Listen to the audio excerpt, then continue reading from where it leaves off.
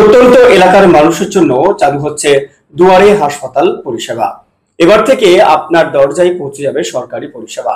থাকবে 5G পরিষেবা, থাকবে নার্স, ডাক্তার সহ 6 থেকে 7 বেডের ভ্রাম্যমাণ হাসপাতাল। ওম টিভি লাইভে দেখুন বিস্তারিত। পশ্চিমবঙ্গ সরকারের নতুন প্রকল্প দুয়ারে হাসপাতাল।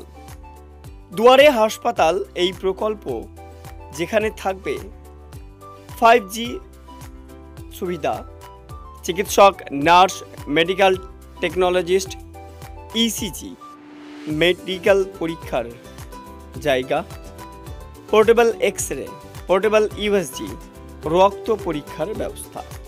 মুখ্যমন্ত্রী মমতা বন্দ্যোপাধ্যায়ের উদ্যোগে এবার দরজায় পৌঁছে যাবে 7 থেকে 8টি আসন বিশিষ্ট ভ্রাম্যমাণ হাসপাতাল। এমনটাই ঘোষণা করেছেন পশ্চিমবঙ্গের মুখ্যমন্ত্রী মমতা বন্দ্যোপাধ্যায়।